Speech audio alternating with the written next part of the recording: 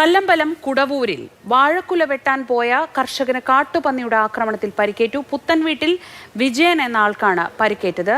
ഇന്ദുലേഖ രേണു വിവരങ്ങളുമായി. ഇന്ദു, എപ്പോഴാണ് ഇത് സംഭവിച്ചത്? എത്രത്തോളം ഗുരുതരമാണ് പരിക്ക്? കുടവൂർ കുന്നുംപുറത്ത് പുത്തൻവീട്ടിൽ വിജയനാണ് പരിക്കേറ്റത്. 58 വയസ്സാണ് ആൾക്ക് പ്രായമുള്ളത്. തനിച്ചായിരുന്നില്ല പോയത്, കൂടെ അതേ സ്ഥലത്ത് തന്നെയുള്ള ബാബു എന്ന ഒരാളും ഉണ്ടായിരുന്നു. ഇരുവരും വാഴക്കുല വെട്ടാനായി നടന്നു പോവുക ചന്നാരുകോണത്തിന് സമീപത്ത് വെച്ചാണ് കാട്ടുപത്തി എതിർവശത്തു നിന്നും ഓടി വരികയും ഇരുവരെയും കുത്തി താഴെ വീഴ്ത്തുകയും ചെയ്തത്. പന്നിയുടെ പേറ്റ കൊണ്ടാണ് വിജയന് പരിക്കേറ്റത്. ഉടൻ തന്നെ പള്ളിക്കലിലെ സ്വകാര്യ ആശുപത്രിയിൽ എത്തി ചികിത്സ നേടിയിട്ടുണ്ട്. ഒപ്പമുണ്ടായിരുന്ന ബാബു നിലത്ത് വീണെങ്കിലും പരിക്കുകൾ അധികം ഏറ്റിട്ടില്ല.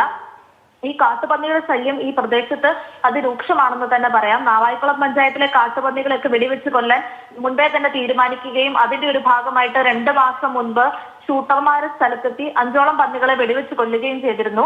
അതിനുശേഷം വരും ദിവസങ്ങളിൽ കൂടുതൽ ഷൂട്ടർമാരെത്തി മറ്റു പന്നികളെയും കൊല്ലുമെന്ന് അറിയിച്ചിരുന്നെങ്കിലും അത്തരത്തിലുള്ള ഒരു നീക്കവും പിന്നീട് ഉണ്ടായില്ല. പഞ്ചായത്തിലെ ഏകദേശം 24 വാർഡുകളിലായിട്ട് 5000ഓളം പന്നികൾ ഉണ്ടെന്നാണ് അനൌദ്യോഗികമായിട്ട് നാട്ടുകാരുടെയും മറ്റു അധികൃതരുടെയും ഒക്കെ ഒരു കണക്ക്. അപ്പം ഇവര് കാരണം ഭയങ്കരമായ ശല്യമാണ് പ്രദേശവാസികൾ നേരിടുന്നതെന്ന് തന്നെ പറയാം.